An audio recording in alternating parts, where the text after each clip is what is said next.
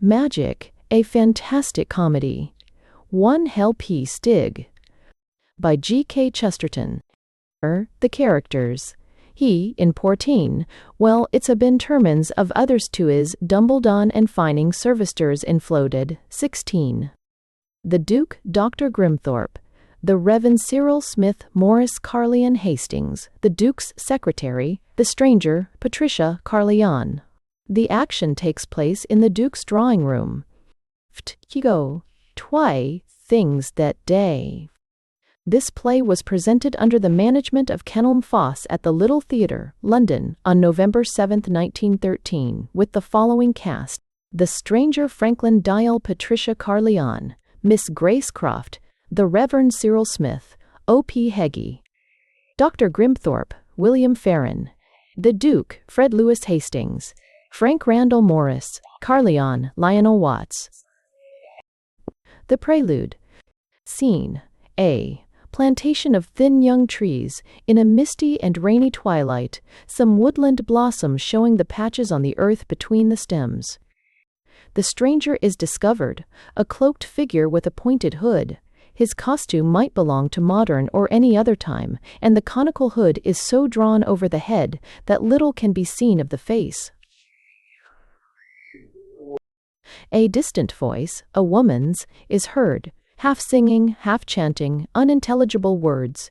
The cloaked figure raises its head and listens with interest. The song draws nearer, and Patricia Carleon enters. She is dark and slight, and has a dreamy expression. Though she is artistically dressed, her hair is a little wild. She has a broken branch of some flowering tree in her hand. She does not notice the stranger, and though he has watched her with interest, makes no sign. Suddenly she perceives him and starts back. Patricia: Oh, who are you? Stranger: Ah, who am I? Sadeford to mutter to himself and maps out the ground with his staff. Sadeford to mutters. One day, to protector. One day. I have a hat, but not to wear. I wear a sword, but not to slay. And ever in my bag I bear a pack of cards, but not to play. Patricia: What are you? What are you saying? Stranger: It is the language of the fairies, O daughter of Eve. Patricia: But I never thought fairies were like you. Why, you are taller than I am. Stranger: We are of such stature as we will, but the elves grow small, not large, when they would mix with mortals. Patricia: You mean they are beings greater than we are. Stranger: Daughter of men, if you would see a fairy as he truly is, look for his head above all the stars and his feet amid the floors of the sea. Old women have taught you that the fairies are too small to be seen, but I tell you the fairies are too mighty to be seen. For they are the elder gods, before whom the giants were like pygmies. They are the elemental spirits, and any one of them is larger than the world. And you look for them in acorns and on toadstools and wonder that you never see them. Patricia: But you come in the shape and size of a man? Stranger: Because I would speak with a woman. Patricia: C&E, drawing back in awe. I think you are growing taller as you speak. The scene appears to fade away and give place to the milieu of Act I, the Duke's drawing room, an apartment with open French windows, or any opening large enough to show a garden and one house fairly near. It is evening, and there is a red lamp lighted in the house beyond. The Reverend C. and Continuer, 1, in stepped quant. Cyril Smith is sitting with hat and umbrella beside him, evidently a visitor. He is a young man with the highest of high church dog collars and all the qualities of a restrained fanatic. He is one of the Christian socialist sort and takes his priesthood seriously. He is an honest man and not an ass. To him enters E. Mr. Hastings with papers in his hand. Hastings: Oh, good evening. You are Mr. Smith. Pause. Batasta, I mean you are the rector, I think. I trust for me, and Oster. Smith: I am the rector. Hastings: I am the Duke's secretary. His Grace asks me to say that he hopes to see you very soon, but he is engaged just now with the doctor. Smith.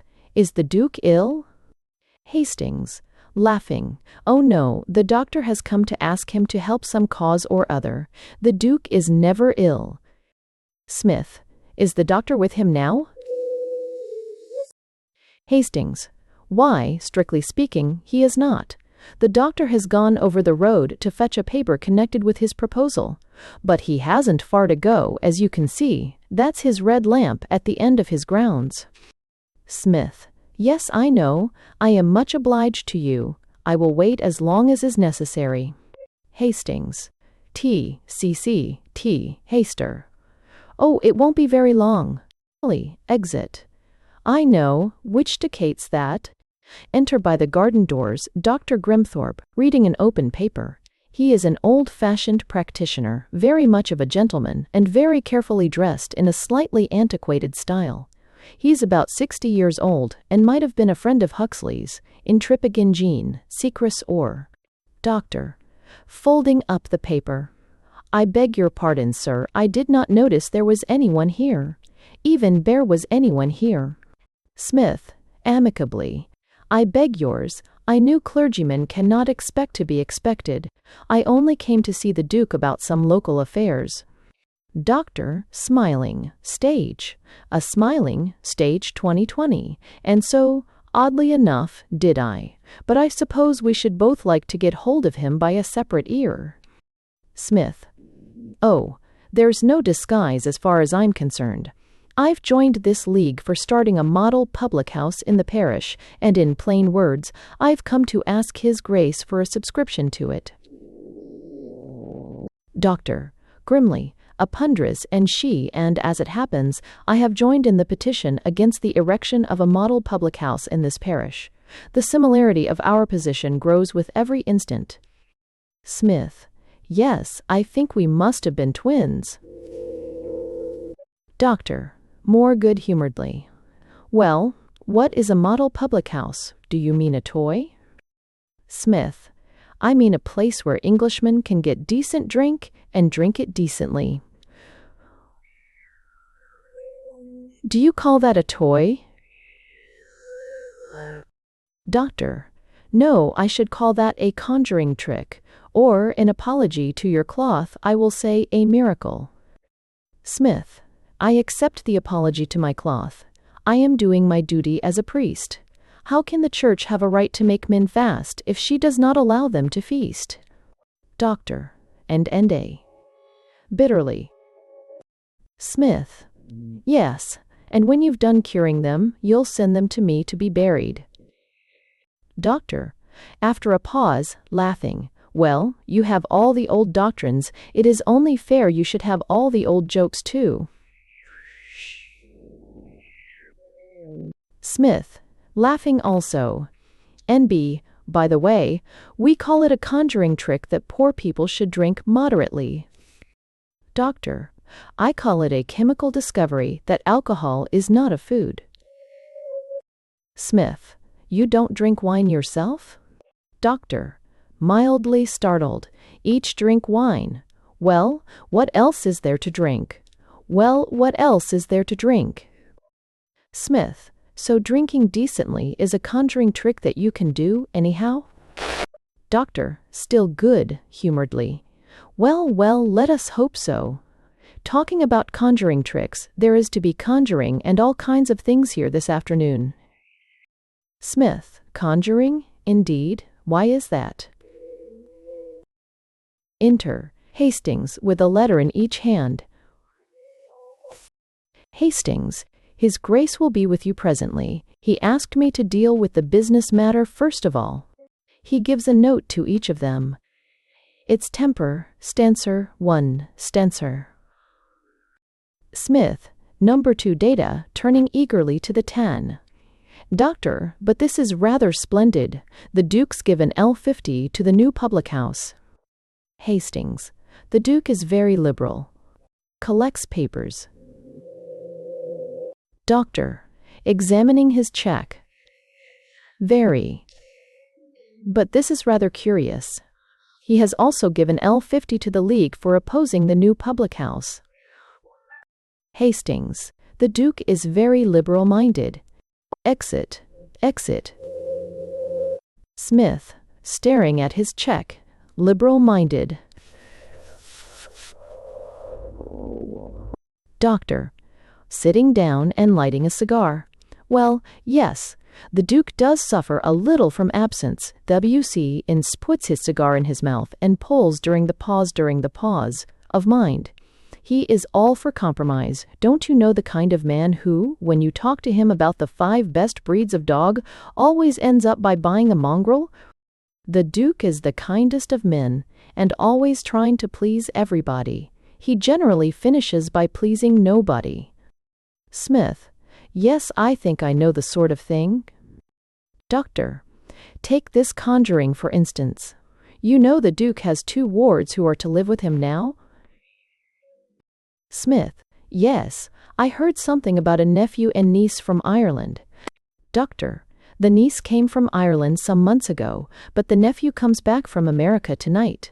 He gets up abruptly and walks about the room. I think I will tell you all about it. In spite of your precious public house, you seem to me to be a sane man, and I fancy I shall want all the sane men I can get tonight. Smith, rising also. I am at your service. Do you know, I rather guessed you did not come here only to protest against my precious public house. Doctor, striding about in subdued excitement. Well, you guessed right. I was family physician to the Duke's brother in Ireland. I knew the family pretty well. Smith, and quietly, I suppose you mean you knew something odd about the family? If you want to stand compan, the tension tens and sections. Doctor, well, they saw fairies and things of that sort. Smith, and I suppose to the medical mind, seeing fairies means much the same as seeing snakes. Doctor, with a sour smile. Well, they saw them in Ireland. I suppose it's quite correct to see fairies in Ireland. It's like gambling at Monte Carlo. It's quite respectable. I do object to their bringing their ghosts and goblins and witches into the poor Duke's own back garden, and within a yard of my own red lamp. It shows a lack of tact. Smith. But I do understand that the Duke's nephew and niece see witches and fairies between here and your lamp. He walks to the garden window and looks out. Aging. Undry sea, aging too. Undry sea, undry sea, undry sea, undry sea, undry sea. Which is it, undry seeding? As the process is the shape too. Doctor. Well, the nephew has been in America. It stands to reason you can't see fairies in America. But there is this sort of superstition in the family, and I am not easy in my mind about the girl. Smith. Why, what does she do? Doctor. Oh, she wanders about the park and the woods in the evenings, damp evenings for choice. She calls it the Celtic twilight. I've no use for the Celtic twilight myself. It has a tendency to get on the chest. But what is worse, she is always talking about meeting somebody, some elf or wizard or something. I don't like it at all. Smith. Have you told the Duke? In 9 and way to Duke. Where all fies. Doctor, with a grim smile. Oh yes, I told the Duke. The result was the conjurer. Smith, with amazement. A conjurer? A conjurer? A conjurer. Doctor, puts down his cigar in the ashtray. Expusual and de-ashtray. Expusual The Duke is indescribable. He will be here presently, and you shall judge for yourself. Put 2 or 3 facts or ideas before him, and the thing he makes out of them is always something that seems to have nothing to do with it. Tell any other human being about a girl dreaming of the fairies and her practical brother from America, and he would settle it in some obvious way, and satisfy someone, send her to America, or let her have her fairies in Ireland. Now the Duke thinks a conjurer would just meet the case. I suppose he vaguely thinks it would brighten things up, and somehow satisfy the believer's interest in supernatural things, and the unbeliever's interest in smart things. As a matter of fact, the unbeliever thinks the conjurer's a fraud, and the believer thinks he's a fraud too. The conjurer satisfies nobody. That is why he satisfies the Duke. Enter the Duke, with Hastings, carrying papers. The Duke is a healthy, hearty man in tweeds, with a rather wandering eye. In the present state of the peerage, it is necessary to explain that the Duke, though an ass, is a gentleman. Duke: Good morning, Mr. Smith. So sorry to have kept you waiting, but we're rather in a rush today. Turns to Hastings, who has gone over to a table with the papers. Hastings: Yes, Your Grace, his train will be in by now. I have sent the trap. Duke: Thank you. Turning to the other two. Amitra, and my nephew, Dr. Grimthorpe, Morris, you know, Miss Carlion's brother from America. I hear he's been doing great things out there. Petrol, or something. Must move with the times, eh? Doctor: I'm afraid Mr. Smith doesn't always agree with moving with the times. Duke: Oh, come. Progress, you know, progress. Of course I know how busy you are. You mustn't overwork yourself, you know. Hastings was telling me you laughed over those subscriptions of mine. Well, I believe in looking at both sides of a question, you know. Aspects, as old Buffle called them. Aspects. With an all-embracing gesture of the arm. You represent the tendency to drink in moderation, and you do good in your way.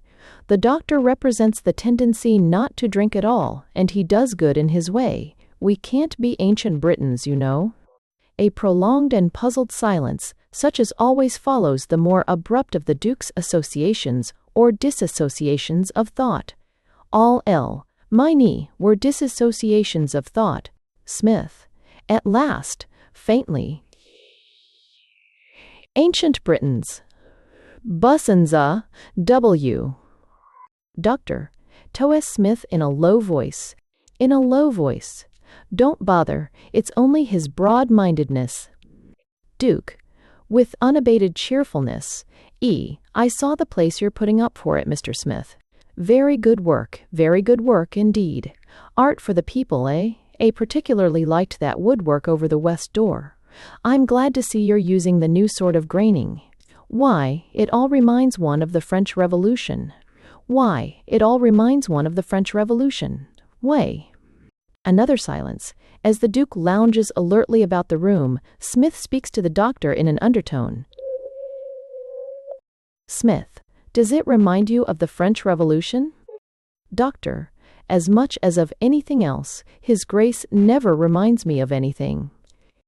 A young and very high American voice is heard calling in the garden. Say, could somebody see to one of these trunks? M. Mr. Hastings goes out into the garden. He returns with Morris Carlion, a very young man, hardly more than a boy, but with very grown-up American dress and manners. He is dark, smallish, and active, and the racial type under his Americanism is Irish. Morris, humorously, as he puts in his head at the window, See here, does a duke live here? Doctor: Who is nearest to him, with great gravity? Yes, only one. Morris: I reckon he's the one I want, anyhow. I'm his nephew. The Duke, who is ruminating in the foreground, with one eye rather off, turns at the voice and shakes M. Morris warmly by the hand. Duke: Delighted to see you, my dear boy. I hear you've been doing very well for yourself. Morris, laughing: Try it. Well, pretty well, Duke, and better still for Paul T. Vandam, I guess. I manage the old man's mines out in Arizona, you know. Duke, shaking his head sagaciously: Very go-ahead, man. Very go-ahead methods, I'm told.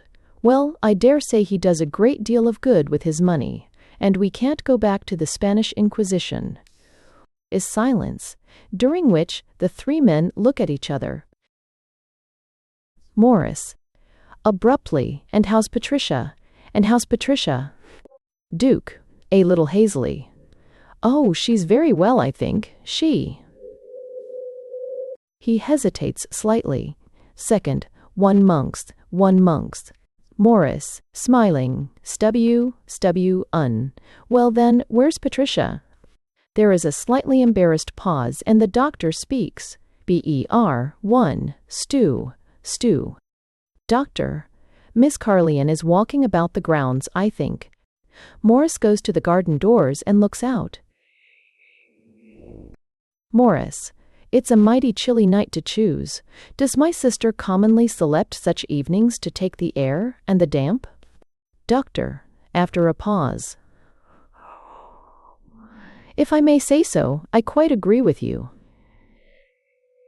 I have often taken the liberty of warning your sister against going out in all weathers like this. Duke, expansively waving his hands about. The artist temperament. What I always call the artistic temperament. Wordsworth, you know, and all that. Silence. We taken is agree to improve to came of a carrier end ups to deuces to the companies. We will find. Morris, staring. All what? Duke, see dime, to lecture with enthusiasm. Why, everything's temperament, you know. It's her temperament to see the fairies. It's my temperament not to see the fairies. Why, I've walked all round the grounds 20 times and never saw a fairy. Well, it's like that about this wizard or whatever she calls it. For her, there is somebody there. For us, there would not be somebody there. Don't you see? Morris, advancing excitedly. Somebody there. What do you mean? What do you mean? Duke, airily. Call. Well, you can't quite call it a man. Morris, violently. A man. Duke, well, as old Buffle used to say, what is a man? Is to be WN. It's not to get the weight of yous and others abon. Wants to be WWs. Morris, with a strong rise of the American accent. With your permission, Duke, I eliminate old Buffle. Do you mean that anybody has had the tarnation coolness to suggest that some man... Duke, oh, not a mon, you know. A magician, something mythical, you know. Smith, not a man, but a medicine man. Doctor, grimly. I am a medicine man. Morris, and you don't look mythical, Doc. He bites his finger and begins to pace restlessly up and down the room. Duke, well, you know, the artistic temperament. D-17 and W. Morris, turning suddenly. See here, Duke. In most commercial ways, we're a pretty forward country. In these moral ways, we're content to be a pretty backward country. And if you ask me whether I like my sister walking about the woods on a night like this, well, I don't. Duke, I am afraid you Americans aren't so advanced as I'd hoped. Why, as old Buffle used to say. As he speaks, a distant voice is heard singing in the garden. It comes nearer and nearer, and Smith turns suddenly to the doctor. Smith, whose voice is that? Whose voice is that? Doctor, it is no business of mine to decide. Morris, walking to the window. You need not trouble. I know who it is. Enter Patricia Carleon. What CB? Enter Dad. Still agitated. IDSE. Patricia, where have you been? DSES. Where have you been? Patricia, rather wearily. Doctor, numbers, age. Numbers. Each, and whereabouts is that?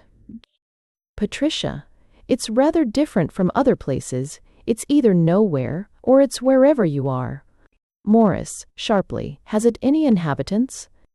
Patricia, generally only 2, oneself and one's shadow, but whether he is my shadow or I am his shadow is never found out. In P. Morris, he, who?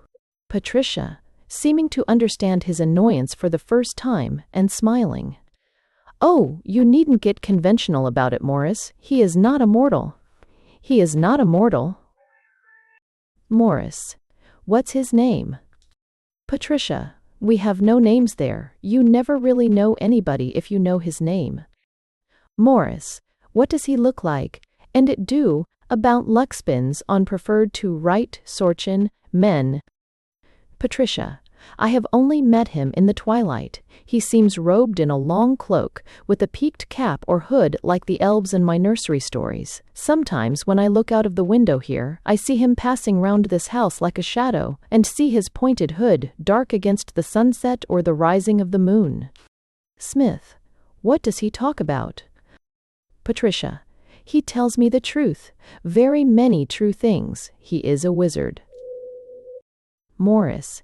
"How do you know he's a wizard? I suppose he plays some tricks on you." Patricia. "I should know he was a wizard if he played no tricks, but once he stooped and picked up a stone and cast it into the air, and it flew up into God's heaven like a bird." Morris. "Was that what first made you think he was a wizard?" Patricia. "Oh no. When I first saw him he was tracing circles and pentacles in the grass and talking the language of the elves." Morris. Skeptically. "Do you know the language of the elves?" Patricia. "Not until I heard it." Morris, lowering his voice as if for his sister, but losing patience so completely that he talks much louder than he imagines. "One die. See here, Patricia, I reckon this kind of thing is going to be the limit. I'm just not going to have you let in by some blamed tramp or fortune teller because you choose to read minor poetry about the fairies. If this gypsy or whatever he is troubles you again—" Doctor, putting his hand on Morris's shoulder. "Is this shoulder? Oh, once des shoulder, quote, once des S4S, high HP. We can't all feed on nothing but petrol." Duke. Quite right. And being Irish, don't you know, Celtic, as old Buffalo used to say, charming songs, you know, about the Irish girl who has a plaid shawl and a banshee." Sighs profoundly. "Old dite!" Silence as usual. Section. HTT, Maya. Smith. Speaking to Dr.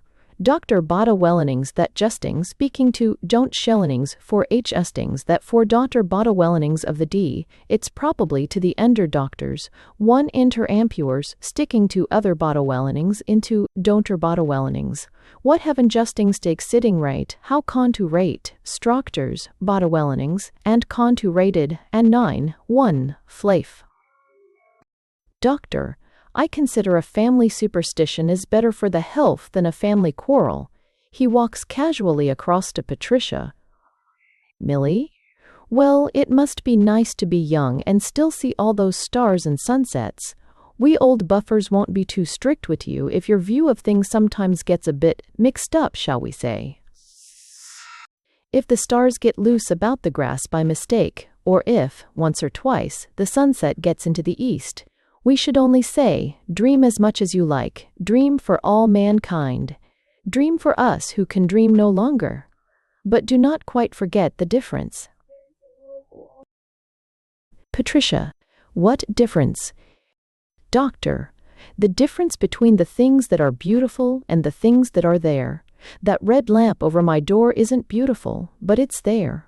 You might even come to be glad it is there when the stars of gold and silver have faded. I am an old man now, but some men are still glad to find my red star. I do not say they are the wise men.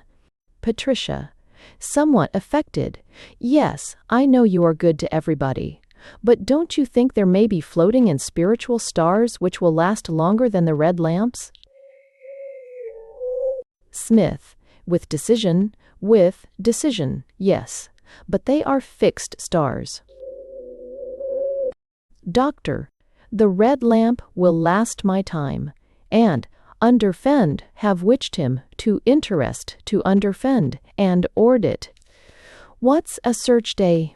Duke. Capital. Why, it's like Tennyson. 2. She.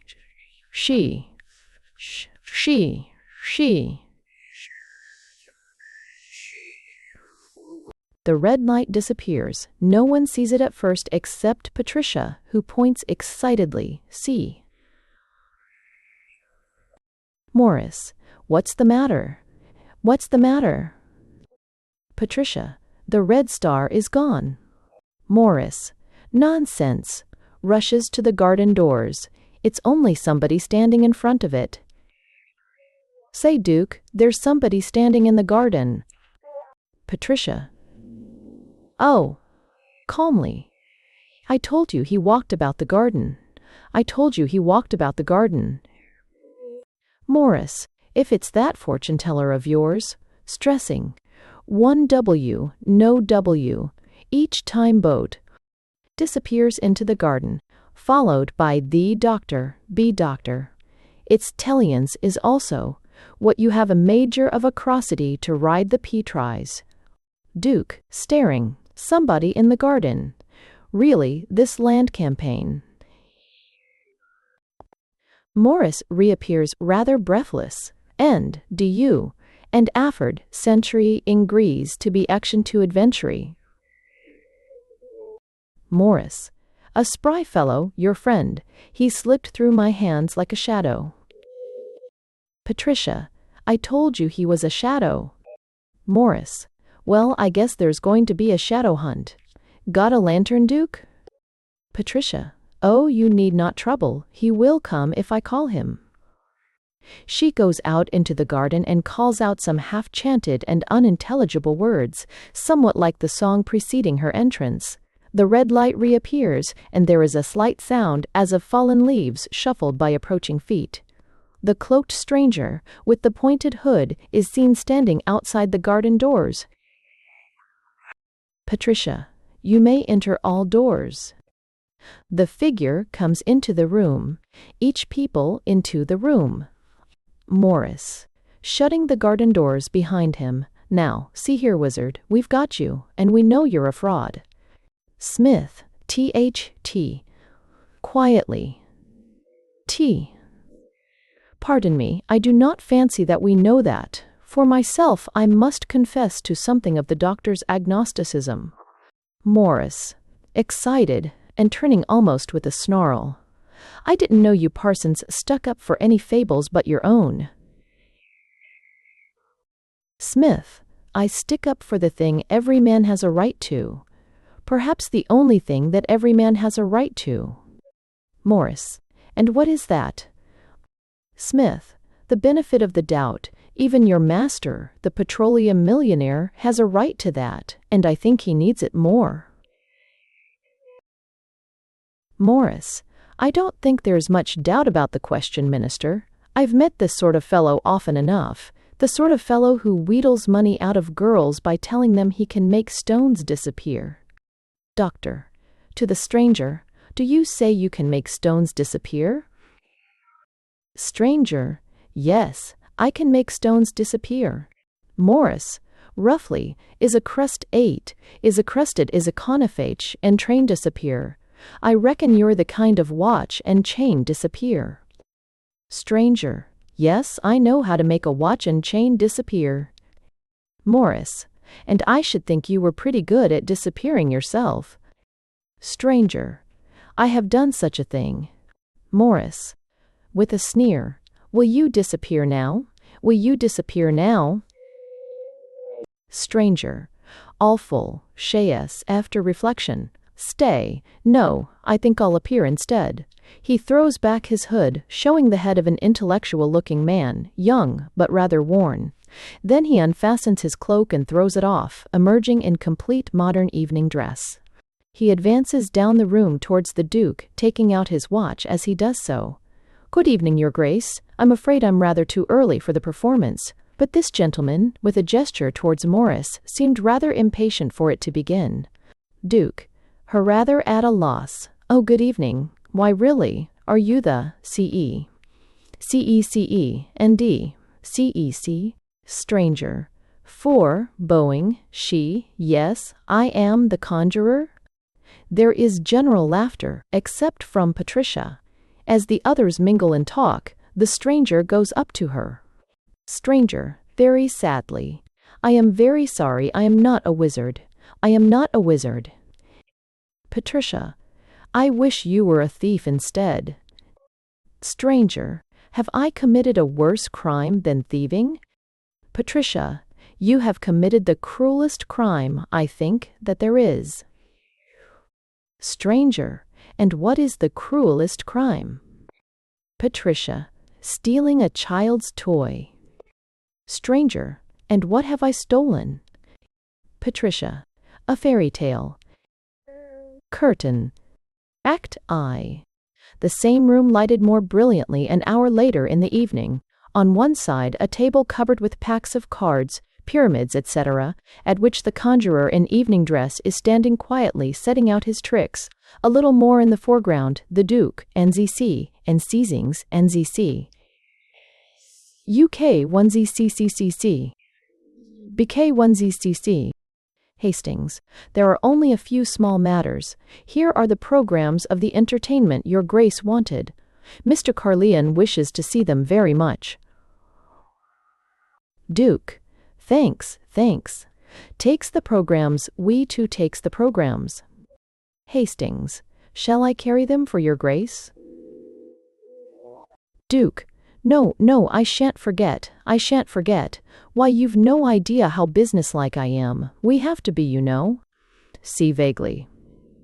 I know you're a bit of a socialist, but I assure you there's a good deal to do. Stake in the country and all that. Look at remembering faces now. The king never forgets faces. 2 waves. The program's about. I never forget faces.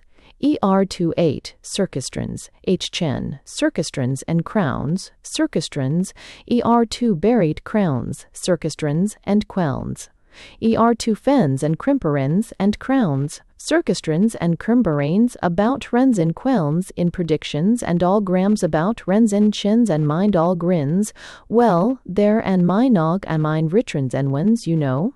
One conjurer, smiling, I sometimes let His Majesty have an evening off, and turn my attention of course to the very highest nobility, but naturally I have performed before every sovereign potentate, white and black. There never was a conjurer who hadn't. Duke, that's right, and you'll say with me that the great business for a king is remembering people? Conjurer, I should say it was remembering which people to remember. Extender form, so Emily, have Emily a wavering from the record temper to. Duke, well now, she ceet and 9. She ctites, looks round rather wildly for something. It's tcteet. Why I doubles 2 and 9. Hastings, shall I take the programs for your Grace?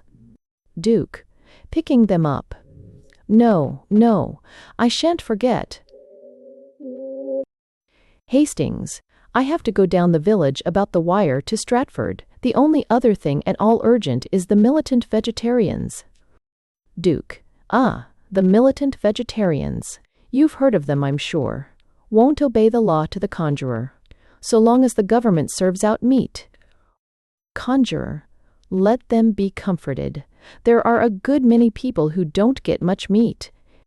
Duke, well, I'm bound to say they're very enthusiastic. Advanced, too. Oh, certainly advanced. Like Joan of Arc. Is short silence, in which the conjurer stares at him. Supportia, my crowd. Conjurer, was Jane of Arc a vegetarian? En? Duke, oh, well, it's a very high ideal, after all. The sacredness of life, you know. The sacredness of life. Conjurer, killed a policeman, how vegetarian? Well, I suppose it was, so long as they didn't eat him. Hastings, they are asking only for small subscriptions. Indeed, they prefer to collect a large number of half-crowns to prove the popularity of their movement. But I should advise. Duke, oh, give them 3 shillings then. Hastings, if I might suggest, each DT 2. 1 boil, sous. Duke, hang it all, we gave the anti-vegetarians 3 shillings. It seems only fair. Hastings, If I might suggest anything, I think your grace will be wise not to subscribe in this case. The anti-vegetarians have already used their funds to form gangs ostensibly to protect their own meetings. And if the vegetarians use theirs to break up the meetings, well, it will look rather funny that we have paid roughs on both sides. It will be rather difficult to explain when it comes before the magistrate. Duke, but I shall be the magistrate. Conjurer stares at him again. That's the system, my dear Hastings. That's the advantage of the system. Not a logical system. No Rousseau in it. 4. But see how well it works. I shall be the very best magistrate that could be on the bench. Old Sir Lawrence is a vegetarian himself, and might be hard on the anti-vegetarian roughs. Colonel Crawshaw would be sure to be hard on the vegetarian roughs, but if I've paid both of 'em, of course I shan't be hard on either of 'em, and there you have it. Just perfect impartiality. Hastings, restrainedly, shall I take the programs, Your Grace? Duke, heartily, stubble you. No, I won't forget 'em. Stubble you. Exits, Hastings. Well, Professor, what's the news in the conjuring world? Conjurer, I fear there is never any news in the conjuring world. Duke, don't you have a newspaper or something? Everybody has a newspaper now, you know. The, Daily Sword Swallower, or that sort of thing? Conjurer, no, I have been a journalist myself, but I think journalism and conjuring will always be incompatible. Duke, incompatible? Oh, but that's where I differ. That's where I take larger views. Larger laws, as old Buffle said. Nothing's incompatible, you know. Except husband and wife and so on. You must talk to Morris about that. Conjurer, I only mean that the two trades rest on opposite principles. The whole point of being a conjurer is that you won't explain a thing that has happened. Duke, well, and the journalist? And be also created and people. Conjurer, well, the whole point of being a journalist is that you do explain a thing that hasn't happened. Duke, but you'll want somewhere to discuss the new tricks. Conjurer, there are no new tricks, and if there were, we shouldn't want 'em discussed. Duke, I'm afraid you're not really advanced. Are you interested in modern progress? Conjurer, yes. We are interested in all tricks done by illusion. Duke, well, I must go and see how Morris is. Pleasure of seeing you later. Exit, Duke, leaving the programs. Conjurer, why are nice men such asses? Wonder turns to arrange the table. 4. That seems all right. The pack of cards that is a pack of cards, and the pack of cards that isn't a pack of cards. The hat that looks like a gentleman's hat. I am only a conjurer, and this is only a conjurer's hat. I could not take off this hat to a lady. I can take rabbits out of it, goldfish out of it, snakes out of it. Only I mustn't take my own head out of it. I suppose I'm a lower animal than a rabbit or a snake. Anyhow, they can get out of the conjurer's hat, and I can't. I am a conjurer, and nothing else but a conjurer. Unless I could show I was something else, and that would be worse.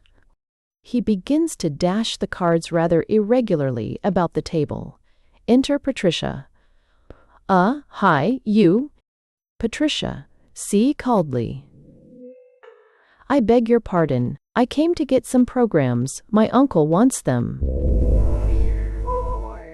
She walks swiftly across and takes up the programs.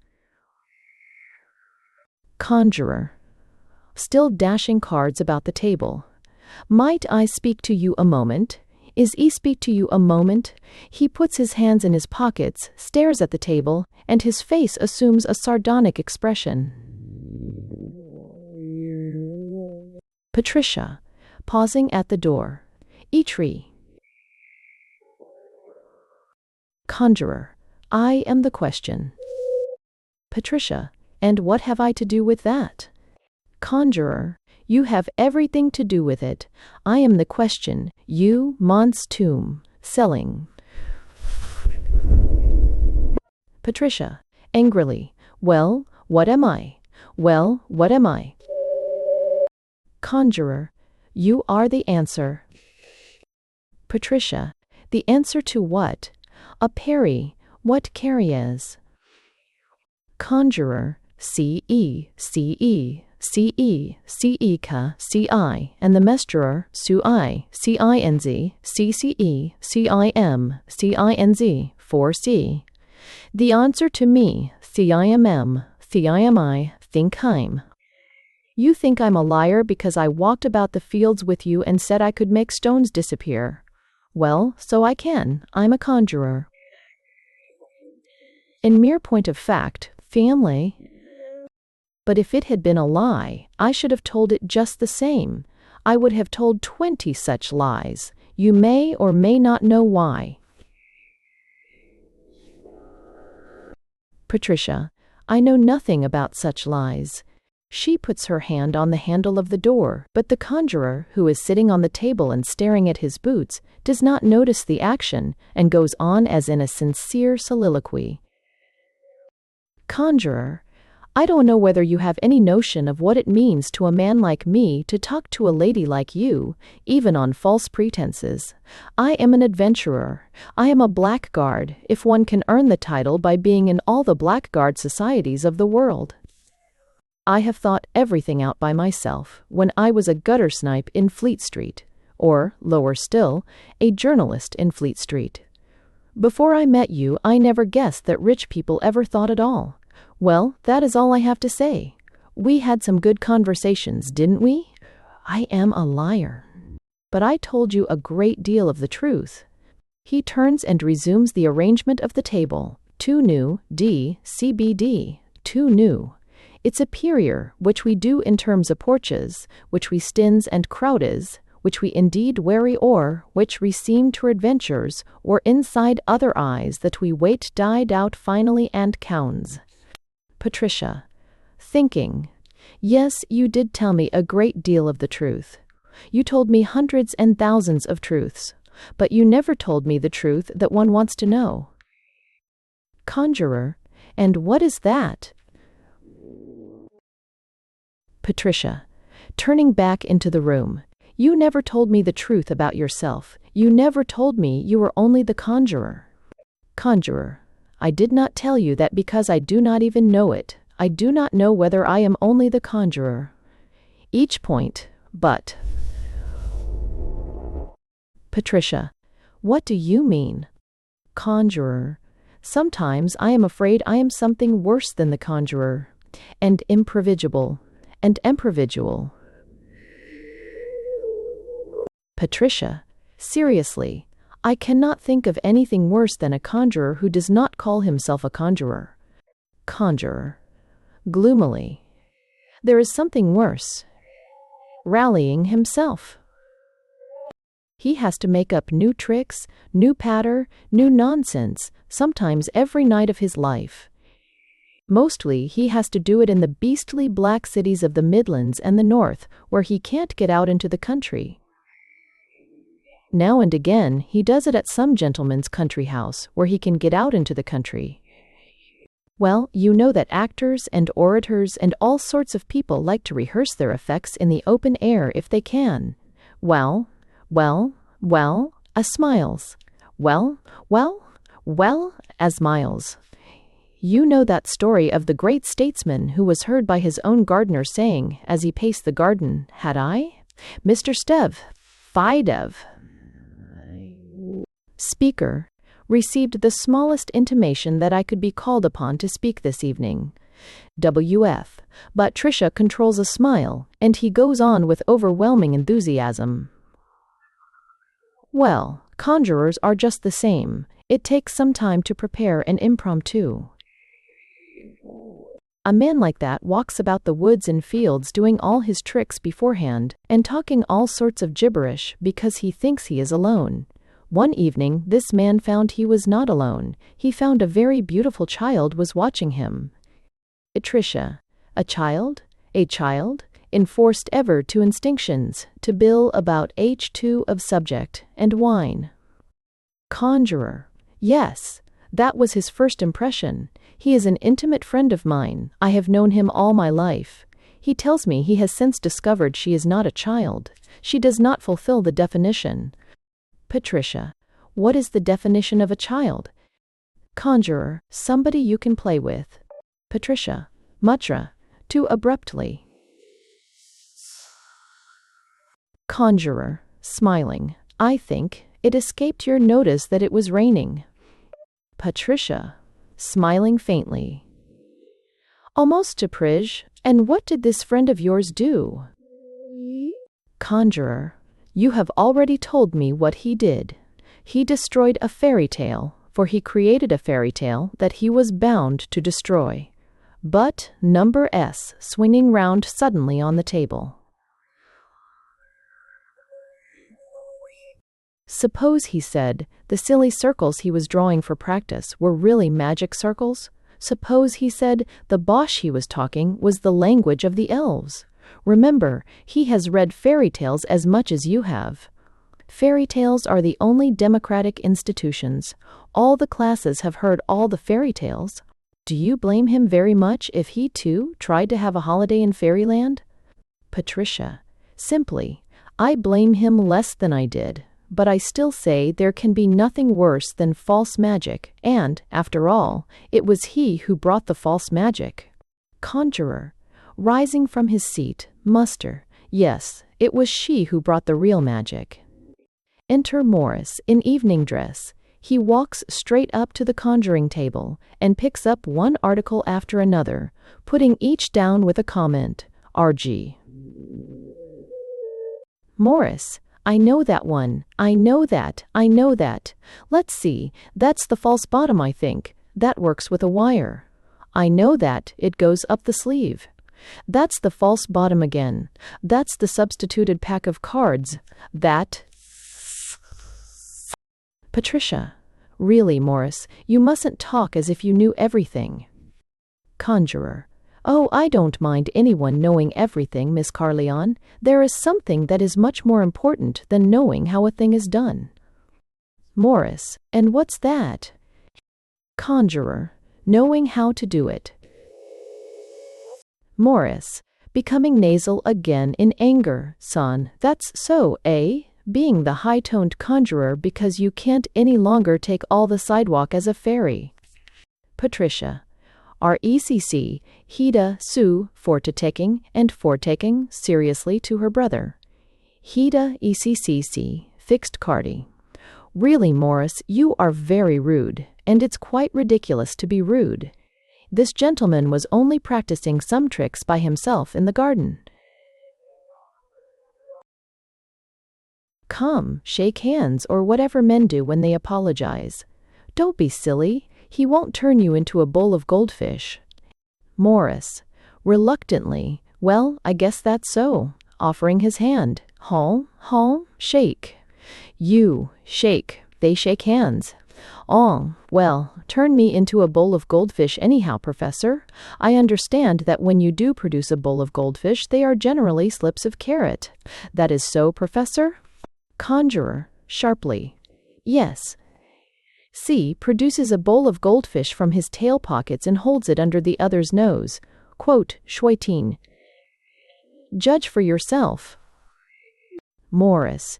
In monstrous excitement, fraternally overessery, very good, but I know how that's done. I know how that's done. You have an India rubber cap, you know, or cover. Conjurer. Goes back gloomily to his table and sits on it, picking up a pack of cards and balancing it in his hand. Morris. Most mysteries are tolerably plain if you know the apparatus. Eastery. Enter. Dr. Enter Smith, talking with grave faces, but growing silent as they reach the group. I guess most of the old miracles and that were a matter of just panel and wires. Conjurer. I don't quite understand you. What old apparatus do you want so much? Morris. breaking out with all the frenzy of the young free thinker. Well, sir, I just want that old apparatus that turned rods into snakes. I want those smart appliances, sir, that brought water out of a rock when old man Moses chose to hit it. I guess it's a pity we've lost the machinery. I would like to have those old conjurers here that called themselves patriarchs and prophets in your precious Bible.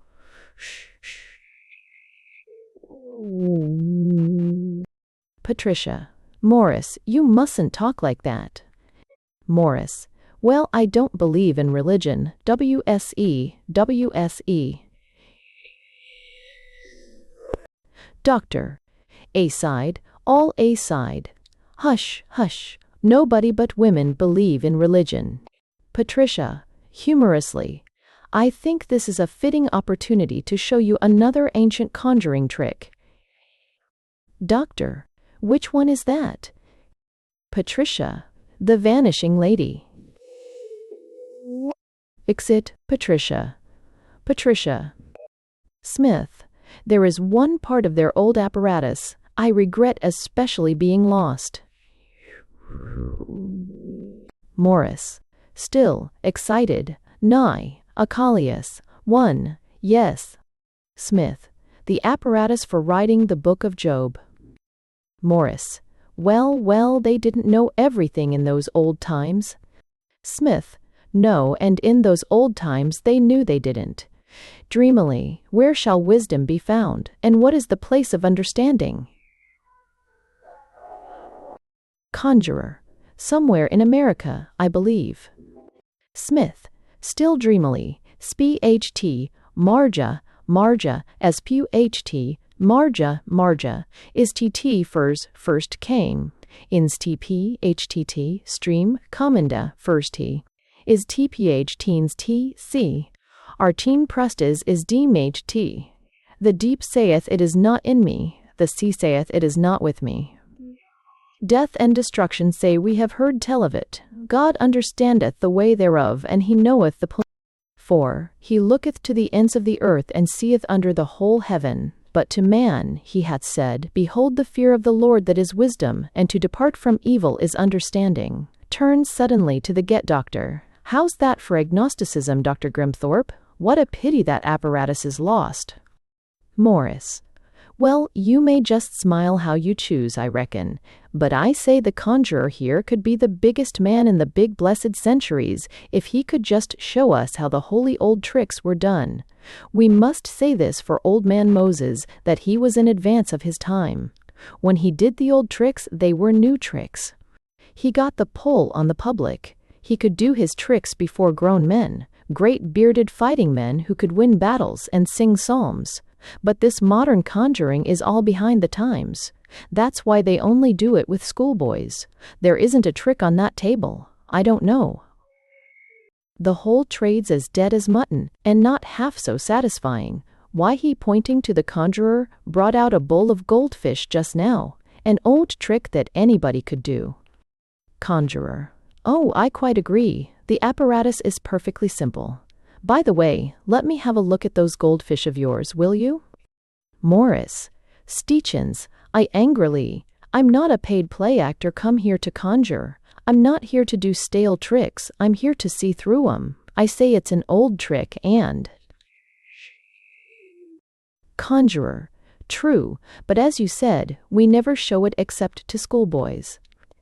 Morris. And may I ask you, Professor Hocus Pocus, or whatever your name is, whom you are calling a schoolboy? Conjurer. I beg your pardon. Your sister will tell you I am sometimes mistaken about children. Morris. I forbid you to appeal to my sister. Conjurer. That is exactly what a schoolboy would do. Morris. With abrupt and dangerous calm. I am not a schoolboy, Professor. I am a quiet businessman.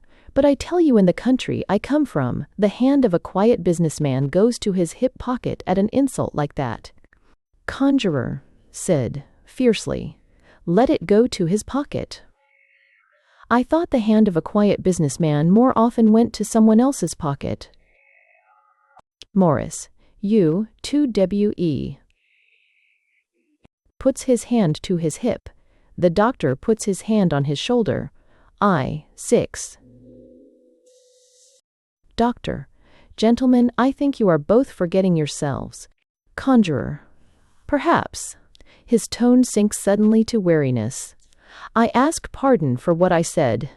It was certainly in excess of the young gentleman's deserts. Sighs. Is W sighs. Morris. Sullenly, after a pause. Well, the entertainment's coming on, and you English don't like a scene. I reckon I'll have to bury the blamed old hatchet, too. Doctor. With a certain dignity, his social type shining through his profession. Mr. Carleon, you will forgive an old man who knew your father well if he doubts whether you are doing yourself justice in treating yourself as an American Indian merely because you have lived in America. In my old friend Huxley's time, we of the middle classes disbelieved in reason and all sorts of things, but we did believe in good manners. It is a pity if the aristocracy can't. I don't like to hear you say you are a savage and have buried a tomahawk. I would rather hear you say, as your Irish ancestors would have said, that you have sheathed your sword with the dignity proper to a gentleman. Morris. Very well. I've sheathed my sword with the dignity proper to a gentleman. Conjurer. And I have sheathed my sword with the dignity proper to a conjurer. Morris. How does the conjurer sheath a sword? Conjurer. Swallows it. Doctor. Then we all agree there shall be no quarrel. Smith. May I say a word? I have a great dislike of a quarrel, for a reason quite beyond my duty to my cloth. Morris. And what is that? Smith. I object to a quarrel because it always interrupts an argument. May I bring you back for a moment to the argument? You were saying that these modern conjuring tricks are simply the old miracles when they have once been found out. But surely another view is possible. When we speak of things being sham, we generally mean that they are imitations of things that are genuine. Take that Reynolds over there of the Duke's great-grandfather, points to a picture on the wall. If I were to say it was a copy. Morris. Wall, the Duke's real amiable, but I reckon you'd find what you call the interruption of an argument. Smith. Well, suppose I did say so. You wouldn't take it as meaning that Sir Joshua Reynolds never lived. Why should sham miracles prove to us that real saints and prophets never lived? There may be sham magic and real magic also. The conjurer raises his head and listens with a strange air of intentness. Smith. There may be turnip ghosts precisely because there are real ghosts. There may be theatrical fairies precisely because there are real fairies. You do not abolish the Bank of England by pointing to a forged banknote. Morris.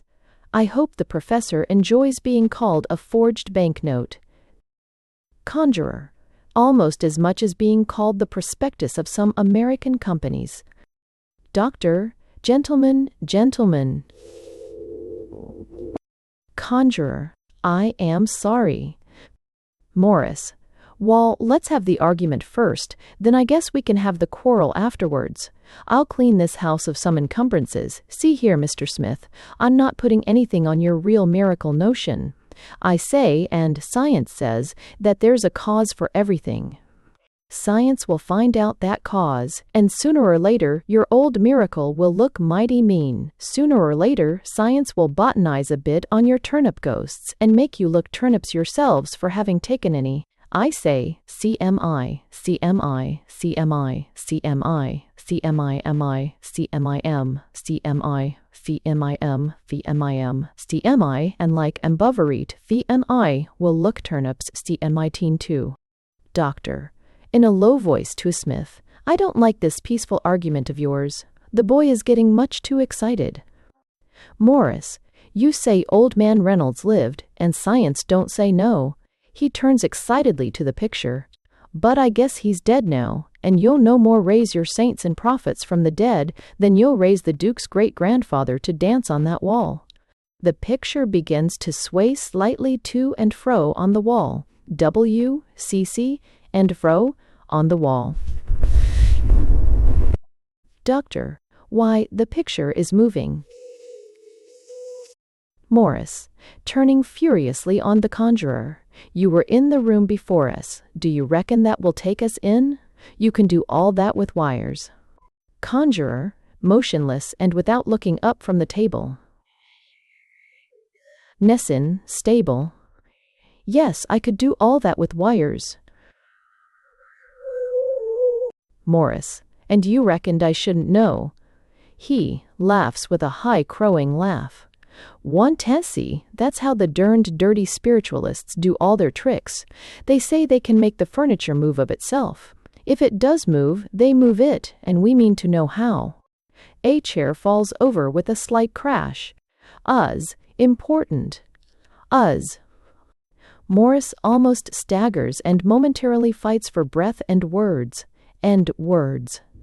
Morris, U2.2, Y, UT2, that WTF, worsen, everyone knows that, WT. A sliding plank, it can be done with a sliding plank. Conjurer, without looking up, why, yes, it can be done with a sliding plank. Vesty Doctor draws nearer to Morris, who faces about, addressing him passionately.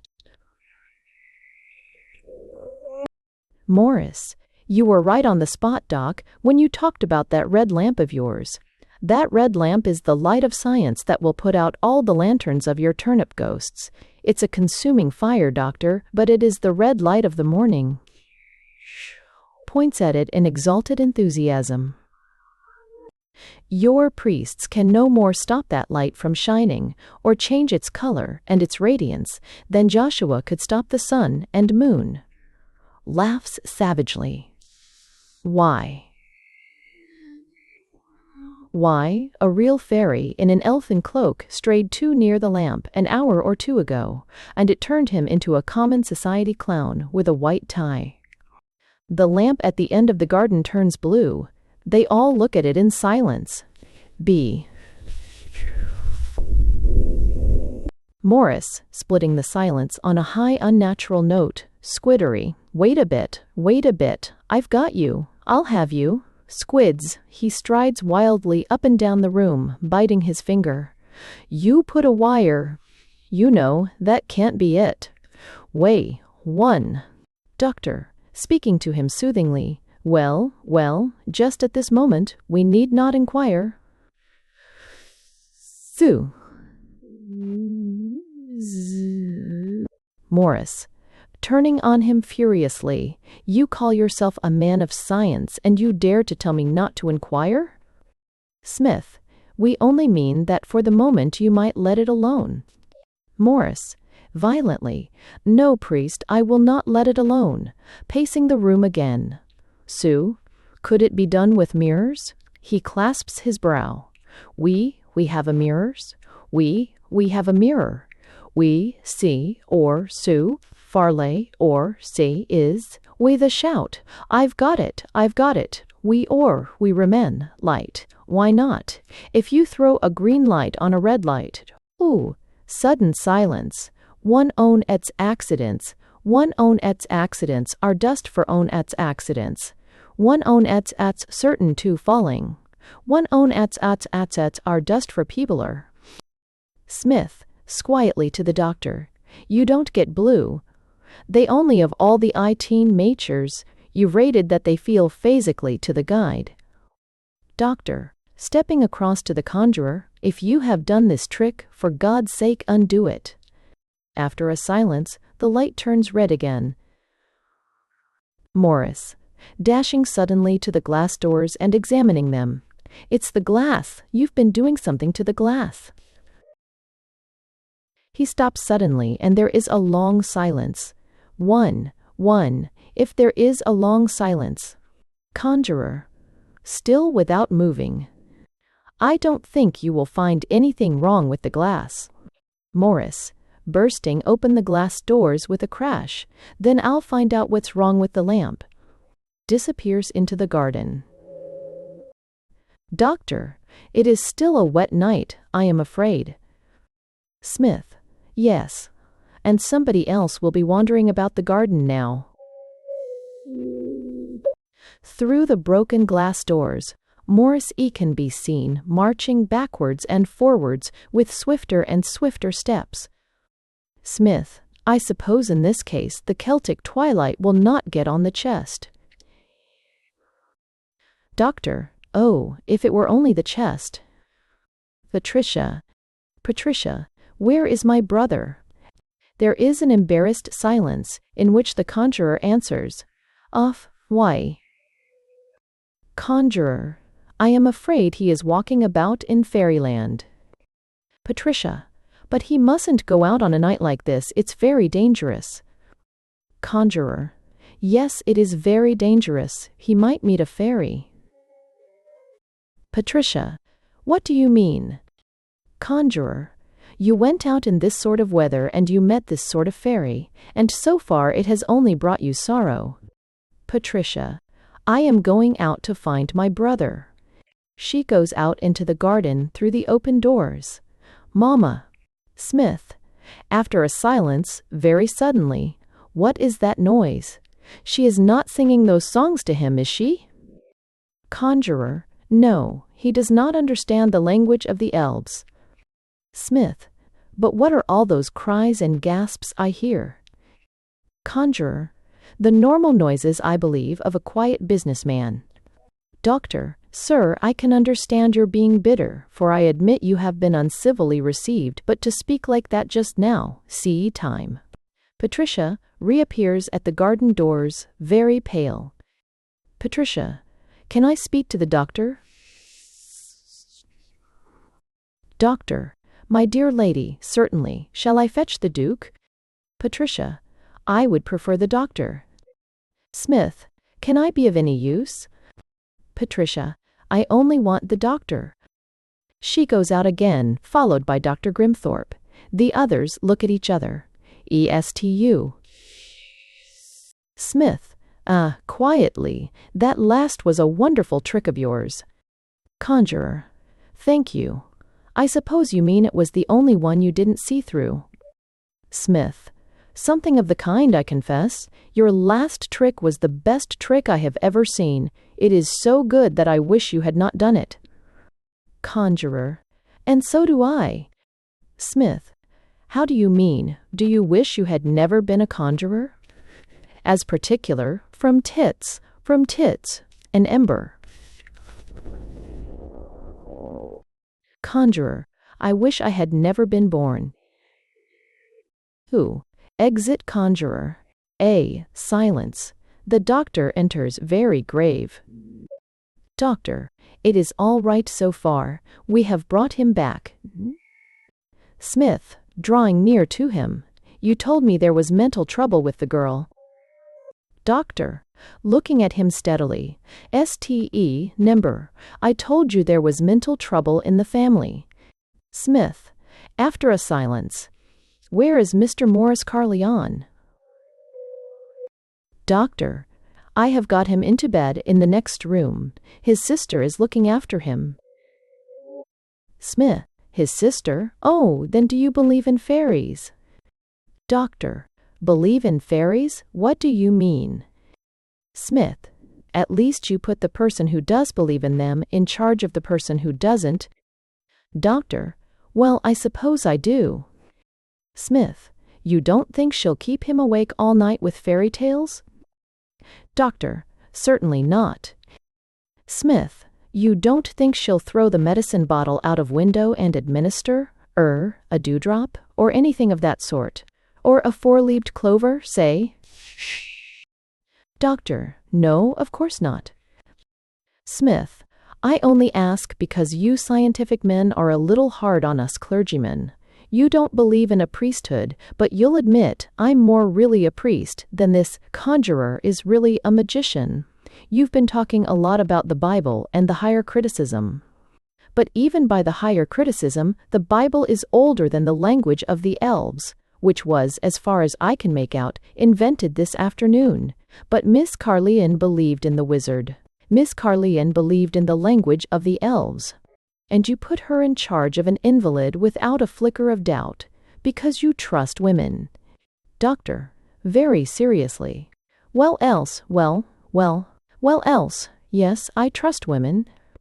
Smith, you trust a woman with the practical issues of life and death, through sleepless hours, when a shaking hand or an extra grain would kill. Doctor, yes.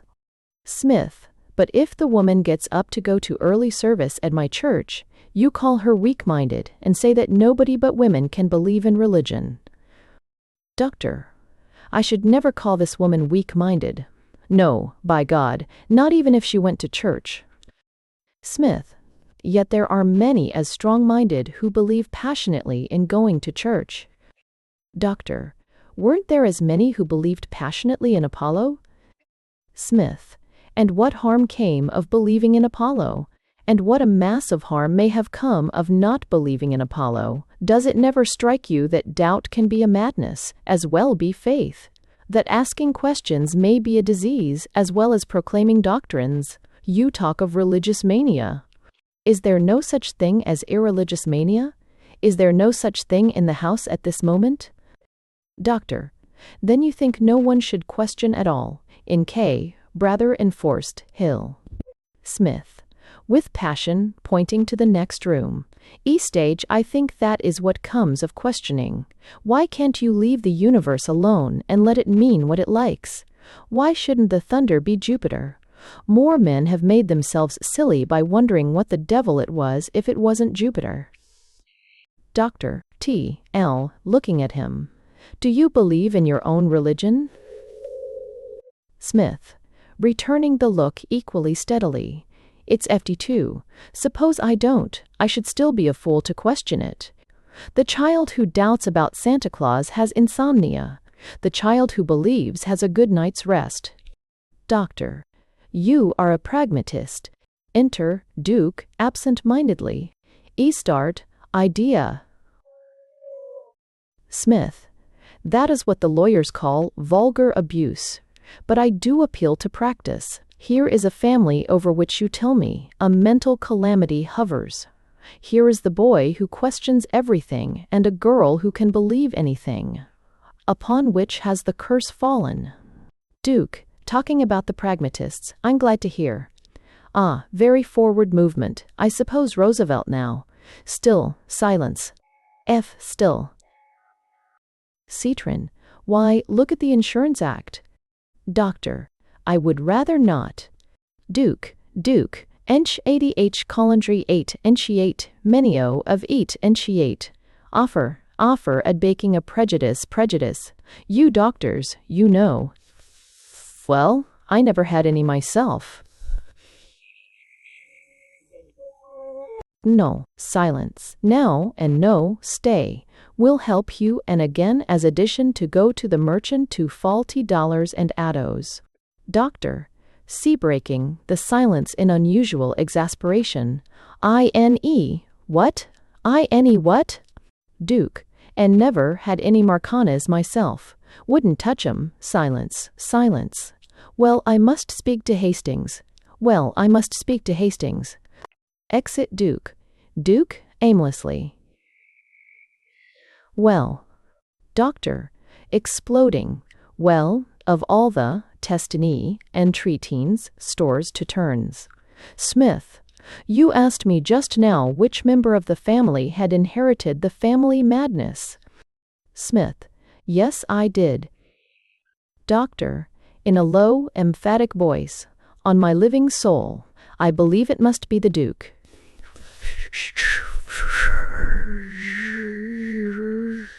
Girton. Fact. E.E.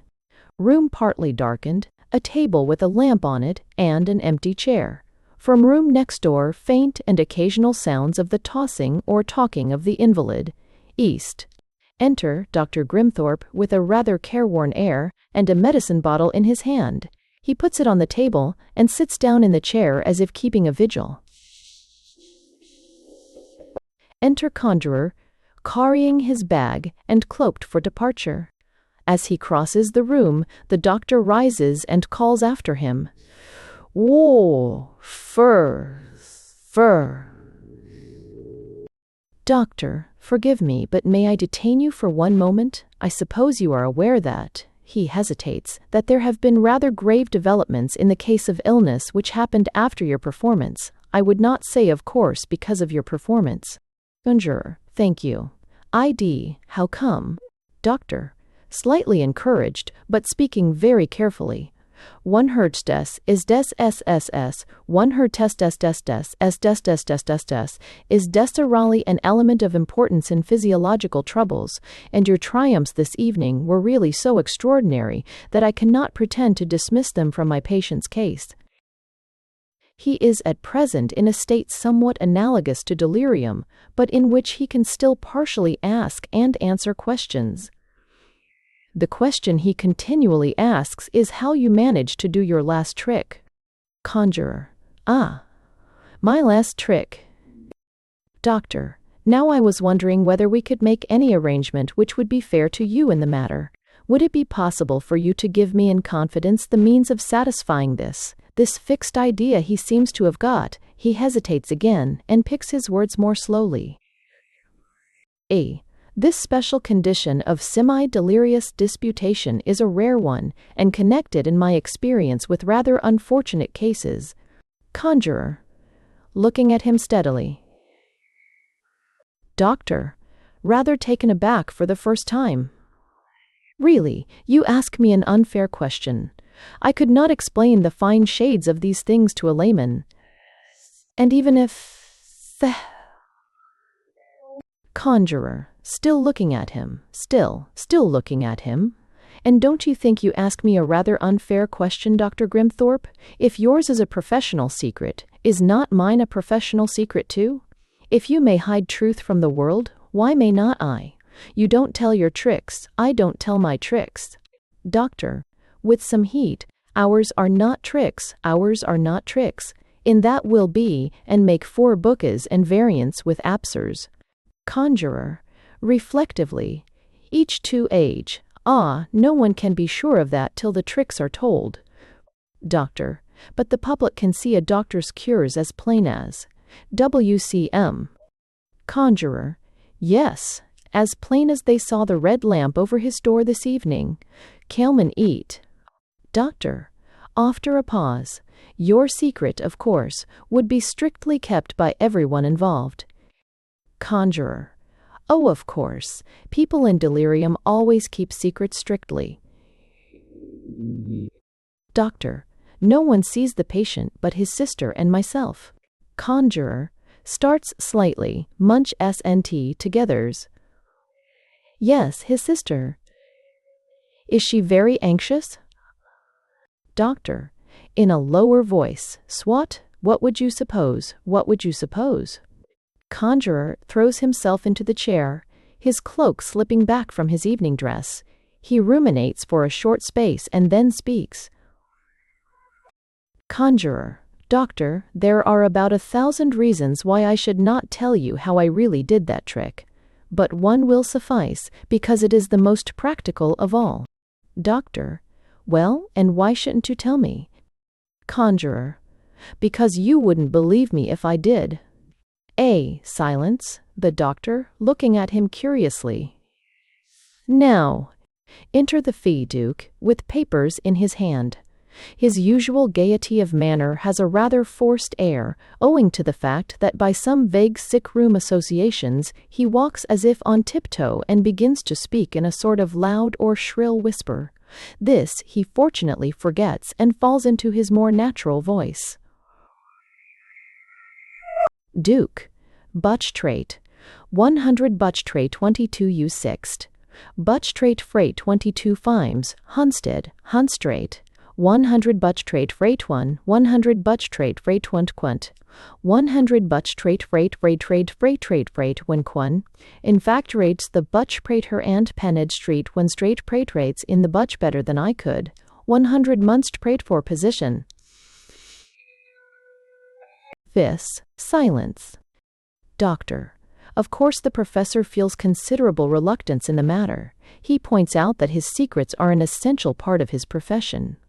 Duke, of course. Tricks of the trade, eh? Very proper, of course. Quite a case of noblesse oblige s anxiety, well oblige, silence. But I dare say we shall be able to find a way out of the matter. Hundurary, he turns to the conjurer. Now, my dear sir, I hope you will not be offended if I say that this ought to be a business matter.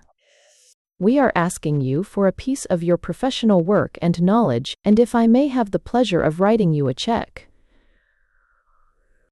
Conjurer. I thank your grace. I have already received my check from your secretary. You will find it on the counterfoil just after the check you so kindly gave to the Society for the Suppression of Conjuring. Duke. Now I don't want you to take it in that way. I want you to take it in a broader way, free, you know, with an expansive gesture. Modern and all that. Wonderful man, Bernard Shaw. Silence. Si poiti, for which PDS and ust so overenders, and ust you, which PDST and ust tia seasteners to understand, which PDS and ust understand, white to white for probably. Doctor, with a slight cough, resuming, if you feel any delicacy, the payment need not be made merely to you. I quite respect your feelings in the matter. Duke, Sixtin, for an H'din, quite so. Haven't you got a cause or something? Everybody has a cause now, you know. Conjurer, with restraint. 1. No, I have no widows. Duke, then something like a pension or annuity for any widows you may procure. Goli opening his checkbook and talking slang to show there is no ill feeling. Come, let me call it a couple of thou. The conjurer takes the check and looks at it in a grave and doubtful way. As he does so, the rector comes slowly into the room. Perspective. Conjurer, you would really be willing to pay a sum like this to know the way I did that trick? Duke, I would willingly pay much more. Doctor, I think I explained to you that the case is serious. Conjurer, more and more thoughtful. You would pay much more. Each POSS and the BU. But suppose I tell you the secret and you find there's nothing in it? Doctor, you mean that it's really quite simple? Why, I should say that would be the best thing that could possibly happen. A little healthy laughter is the best possible thing for convalescence. Conjurer, Fide, is still looking gloomily at the check. I do not think you will laugh. Duke, Simpress and Echel, reasoning genially, but as you say it is something quite simple. Conjurer, it is the simplest thing there is in the world. That is why you will not laugh. Doctor, Sequel, Nomost, nervously, why, what do you mean? What shall we do? Conjurer, Abel said, gravely, you will disbelieve it. Doctor, and why?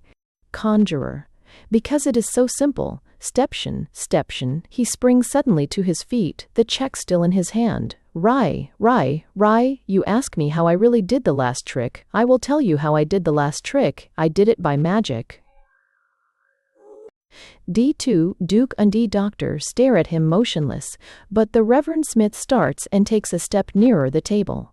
All first starts people find and D2B E2.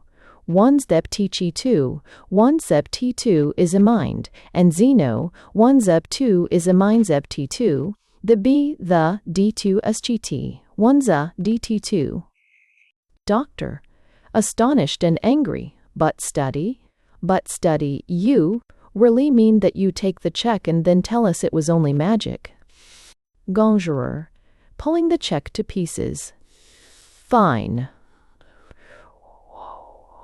Doctor, with violent sincerity, but hang it all, there's no such thing. There's no such thing. Conjurer, Yes, there is. I wish to God I did not know that there is. Duke, rising also. It first, why, really, magic. 2mm, 2m. 2mm. Well, conjurer, ceased. Where ceased? Yes, your grace, one of those larger laws you were telling us about. He buttons his cloak up at his throat and takes up his bag. As he does so, the Reverend Smith steps between him and the door and stops him for a moment. Smith, in a low voice, CSM, 1 moment, sir. 1 moment, sir. Conjurer, what do you want? Smith, I want to apologize to you. I mean on behalf of the company. I think it was wrong to offer you money. I think it was more wrong to mystify you with medical language and call the thing delirium. I have more respect for conjurer's patter than for doctor's patter. They are both meant to stupefy, but yours only to stupefy for a moment. Now I put it to you in plain words and on plain human Christian grounds. Here is a poor boy who may be going mad. Conjurer, yes, and I have told you the whole truth. Go and find out if it helps you. Turns again to go, but more irresolutely. Bore, irresolutely. Smith, you know quite well it will not help us. Conjurer, why not? And 14.9%, one not very changing. Smith, you know quite well why not. You are an honest man, and you have said it yourself, because he would not believe it. Conjurer, with a sort of fury, tree. Well, does anybody believe it? Do you believe it? Smith, with great restraint. Your question is quite fair. Come, let us sit down and talk about it. Let me take your cloak.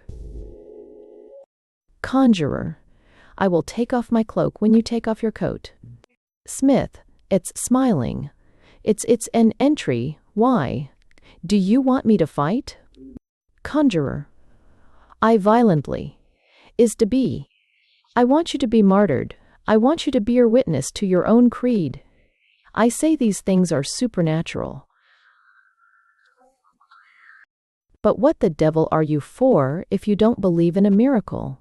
What does your coat mean if it doesn't mean that there is such a thing as the supernatural? What does your cursed collar mean if it doesn't mean that there is such a thing as a spirit? Exasperated. 2. Why the devil do you dress up like that if you don't believe in it? With violence.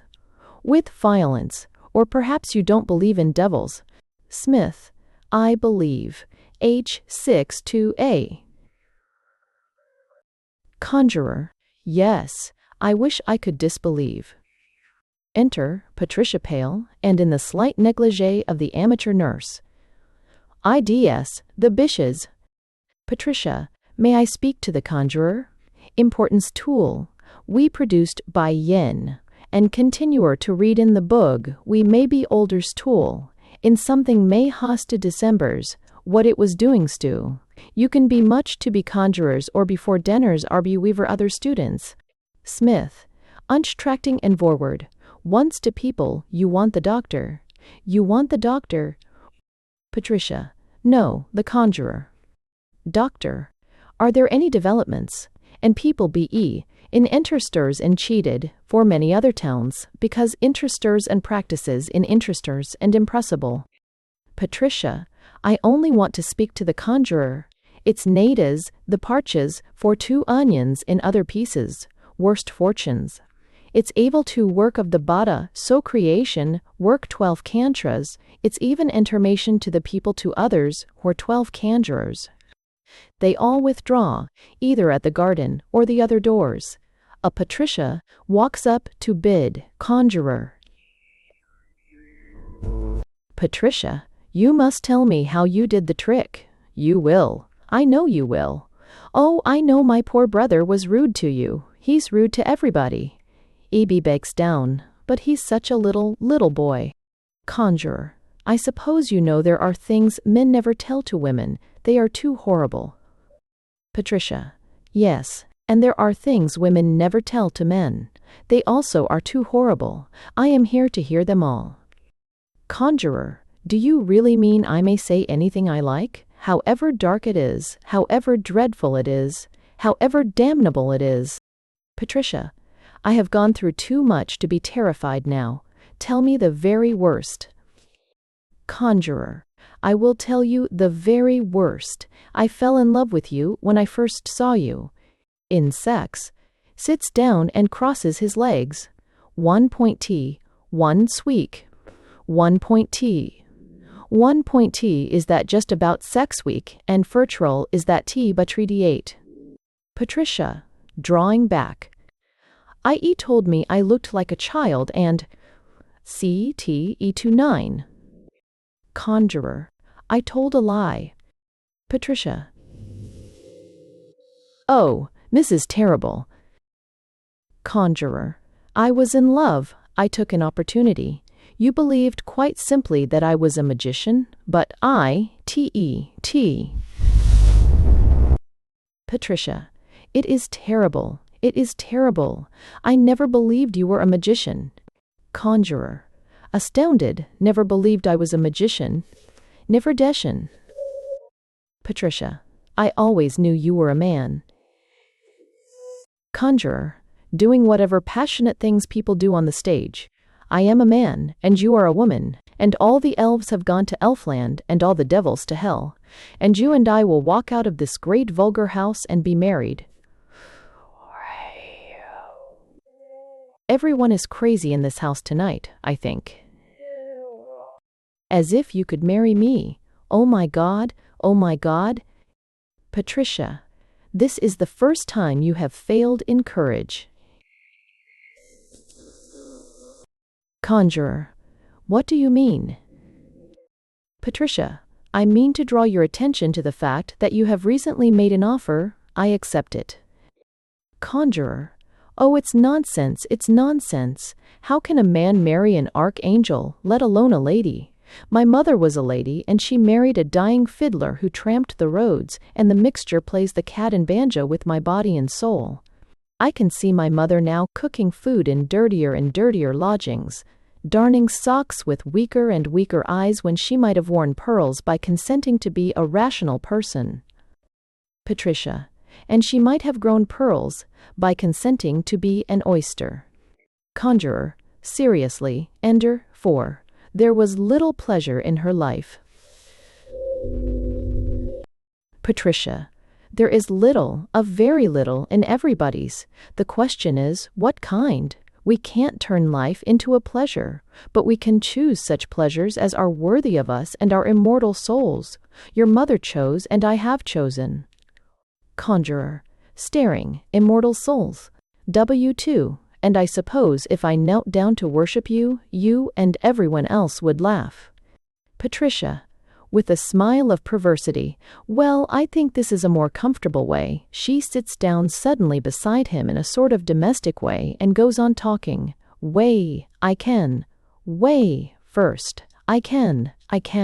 Way, as attend. With attend W fishes distinct.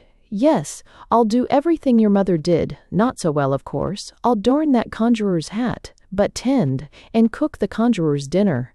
By the way, what is a conjurer's dinner? There's always the goldfish, of course. Conjurer. With a groan, CT8, CTT, FTT, and people.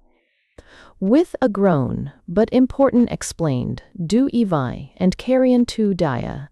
Including explained, you have to go to the real official creates of created and people. Patricia. And, of course, now I come to think of it, you can always take rabbits out of the hat. Why, what a cheap life it must be.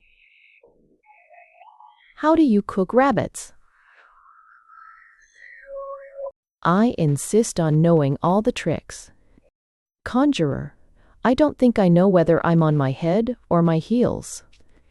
Patricia. And now, as we're going to be so confidential and comfortable, you'll just tell me the real, practical, tricky little way you did that last trick. Conjurer. rising, rigid with horror. How I did that trick? I did it by devils. Patricia, seriously. Innsbruck, seriously. Conjurer, well, this room is full of them. Patricia, what does it all mean? Conjurer, it only means that I have done what many men have done, but few, I think, have thriven by. He sits down and talks thoughtfully. I told you I had mixed with many queer sets of people. Among others, I mixed with those who pretend, truly and falsely, to do our tricks by the aid of spirits. I dabbled a little in table rapping and table turning, but I soon had reason to give it up. Patricia, why did you give it up? And chains and tea. Conjurer, it began by giving me headaches. And I found that every morning after a spiritualist séance I had a queer feeling of lowness and degradation, of having been soiled, much like the feeling, I suppose, that people have the morning after they have been drunk. But I happen to have what people call a strong head, and I have never been really drunk. Patricia, I am glad of that. Conjurer, it hasn't been for want of trying, but it wasn't long before the spirits with whom I had been playing at table turning did what I think they generally do at the end of all such table turning. Patricia, what did they do? Conjurer, they turned the tables upon me. I don't wonder at your believing in fairies. As long as these things were my servants, they seemed to me like fairies. When they tried to be my masters, I found they were not fairies. I found the spirits with whom I at least had come in contact were evil.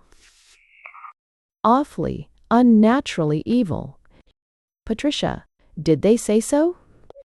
Conjurer, don't talk of what they said. I was a loose fellow, but I had not fallen so low as such things. I resisted them, and after a pretty bad time, psychologically speaking, I cut the connection, but they were always tempting me to use the supernatural power I had got from them.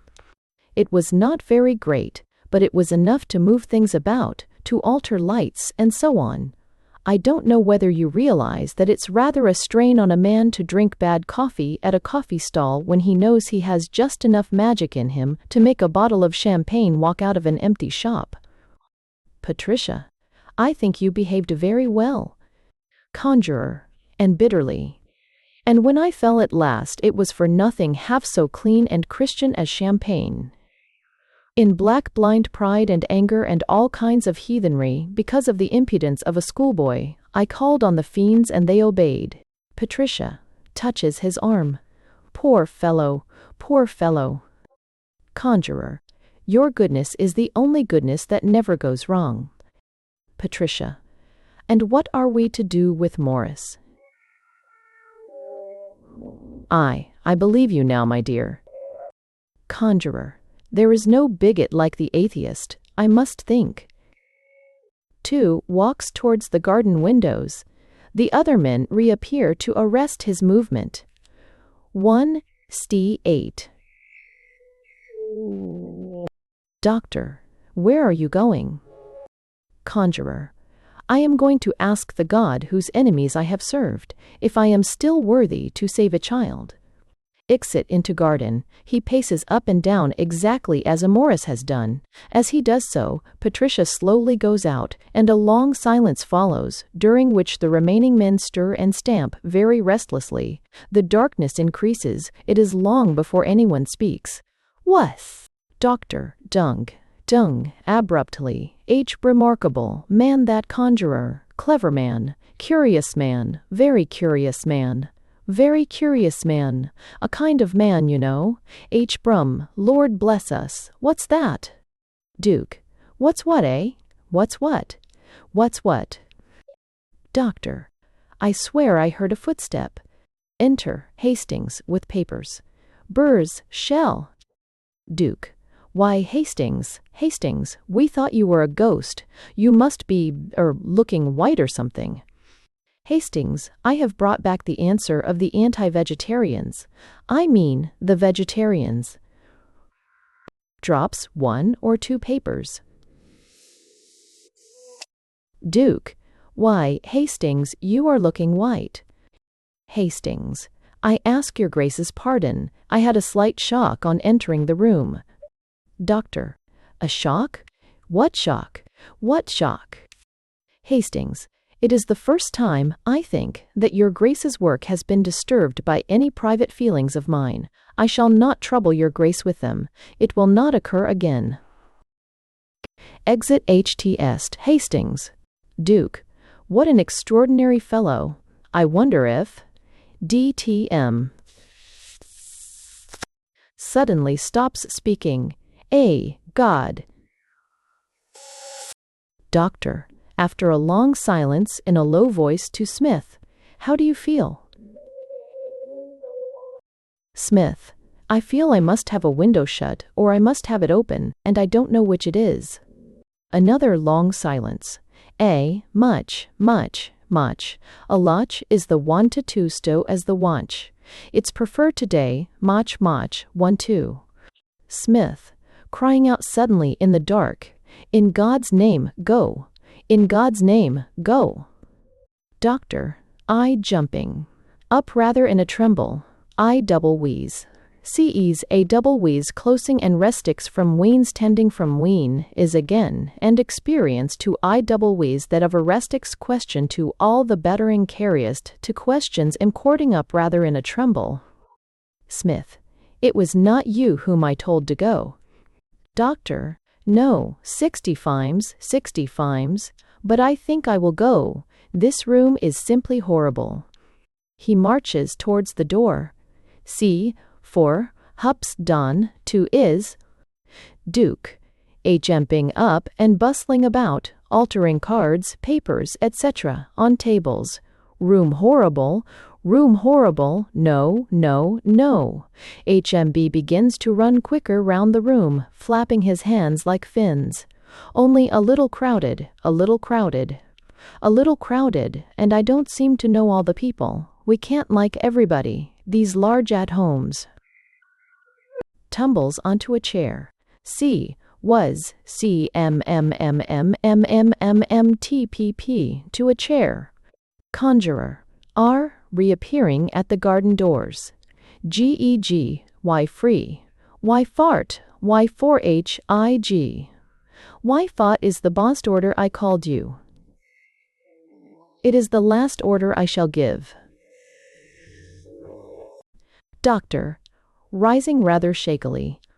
I know what are you going to do. And what are you going to do? Conjurer, I am going to tell that poor little lad a lie. I have found in the garden what he did not find in the garden. I have managed to think of a natural explanation of that trick. Each rested is in Noia, whither also.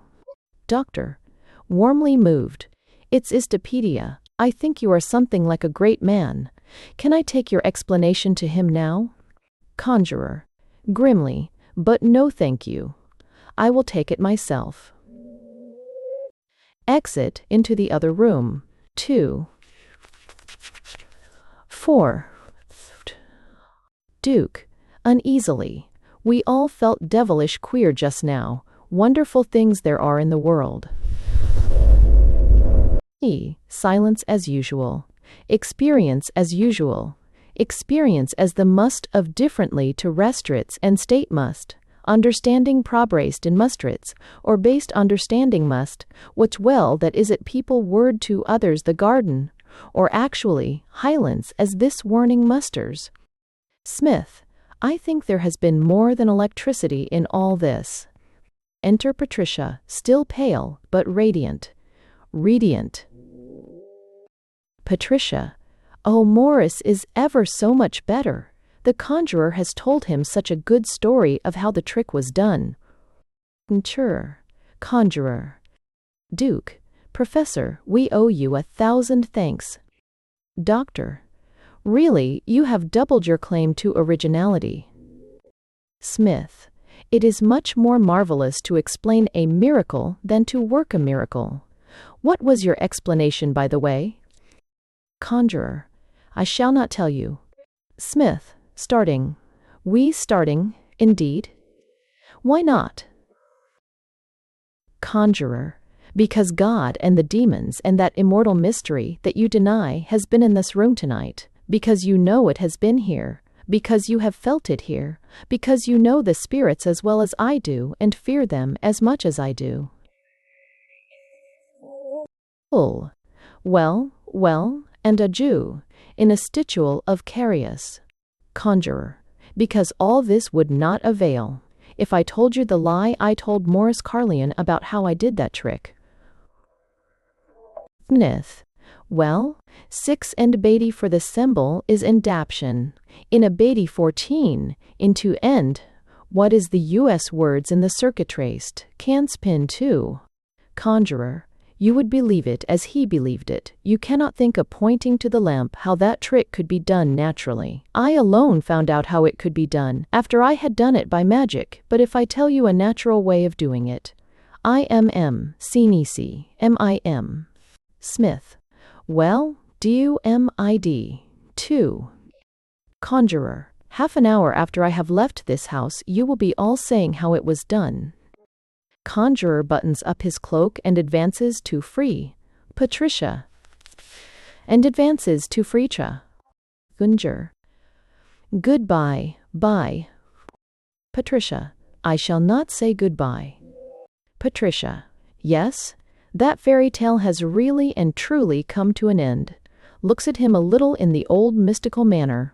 All V in the old mystical manner. It is very hard for a fairy tale to come to an end. If you leave it alone, it lingers everlastingly. The only way a fairy tale can leave off being a fairy tale. Conjurer. I don't understand you. Patricia. It has come true. Gerton. A. Selection from the catalog of S. G. P. Putnam Sons. Complete catalog sent on application. New Comedies, by Lady Gregory. The Bogey Men, The Full Moon, Coates, Damer's Gold, McDonough's Wife. 8.0, with portrait and photogravure. 1.50 net, by mail, 5. Meal Allers. The plays have been acted with great success by the Abbey Company and have been highly extolled by appreciative audiences and an enthusiastic press. They are distinguished by a humor of unchallenged originality. One of the plays in the collection, Coates, depends for its plot upon the rivalry of 2 editors, each of whom has written an obituary notice of the other. The dialogue is full of crisp humor. McDonough's Wife, another drama that appears in the volume, is based on a legend and explains how a whole town rendered honor against its will. Damer's Gold contains the story of a miser beset by his gold-hungry relations. Their hopes and plans are upset by one they had believed to be of the simple of the world, but who confounds the wisdom of the wise. It is characterized by humor of an original and delightful character and repartee that is distinctly clever. G. P. Putnam's Sons, New York, London. Irish Plays, by Lady Gregory, and Innicheese and Cummin, where other values, for to the values of guests, and in texta, a butter, for, however. Lady Gregory's name has become a household word in America, and her works should occupy an exclusive niche in every library. Mr. George Bernard Shaw, in a recently published interview, said Lady Gregory is the greatest living Irishwoman. Even in the plays of Lady Gregory, penetrated as they are by that intense love of Ireland which is unintelligible to the many drunken blackguards with Irish names who make their nationality an excuse for their vices and their worthlessness, there is no flattery of the Irish. She writes about the Irish as Molière wrote about the French, having a talent curiously like Molière. The witchery of Yeats, the vivid imagination of Synge, the amusing literalism mixed with the pronounced romance of their imitators, have their place and have been given their praise without stint, but none of these can compete with Lady Gregory for the quality of universality. The best beauty in Lady Gregory's art is its spontaneity. It is never forced. Lunch Trechters Verempresentavilju, she has read and dreamed and studied and slept and wakened and worked, and the great ideas that have come to her have been nourished and trained till they have grown to be of great stature. G. P. Putnam's Sons, New York, London. Irish Folk History Plays, by Lady Gregory. First Series, The Tragedies, Grania Kincora Dervergilla. Second Series, The Tragic Comedies, The Canavans, The White Cockade, The Deliverer. 2 vols, each $1.50 net. By mail, 1.65. Lady Gregory has preferred going for her material to the traditional folk history rather than to the authorized printed versions, and she has been able, in so doing, to make her plays more living. One of these, Kincora, telling of Brian Boru, who reigned in the year 10,000, evoked such keen local interest that an old farmer travelled from the neighbourhood of Kincora to see it acted in Dublin. The story of Grania, on which Lady Gregory has founded one of these plays, was taken entirely from tradition. Grania was a beautiful young woman and was to have been married to Finn, the great leader of the Fenians, but before the marriage she went away from the bridegroom with his handsome young kinsman, Diarmuid. After many years, when Diarmuid had died and Finn had a hand in his death, she went back to Finn and became his queen. Another of Lady Gregory's plays, The Canavans, dealt with the stormy times of Queen Elizabeth, whose memory is a horror in Ireland, second only to that of Cromwell. The White Cockade is founded on a tradition of King James, having escaped from Ireland after the Battle of the Boyne, in a wine barrel. The choice of folk history rather than written history gives a freshness of treatment and elasticity of material, which made the late J. M. Sinji say that Lady Gregory's method had brought back the possibility of writing historic plays. All these plays, except Grania, which has not yet been staged, have been very successfully performed in Ireland. They are written in the dialect of Kiltartan, which had already become familiar to readers of Lady Gregory's books. G. P. Putnam's Sons, New York, London. Dramas of Importance. Plays The Silver Box, Joy, Strife, by John Galsworthy, author of The Country House, etc., Crown 8 vo. 1-235 net. Dark Shay. By common consent, London has witnessed this week a play of serious importance, not approached by any other book or drama of the season, John Galsworthy's The Strife. It is regarded not merely as a remarkable social document of significance, but as a creation which, while of the most modern realism, is yet classic in its pronounced art and exalted philosophy. The play shows the types of the strongest men as victims of comical events and of weaker men. It will be produced in America, where, on account of its realistic treatment of the subject of labor union, it is sure to be a sensation. Stepshire. Stepshire Cable Dispatch to NY Times. The Nun of Kent, a drama, by Grace Denio Litchfield, author of Balder the Beautiful, etc., Crown 8 vo.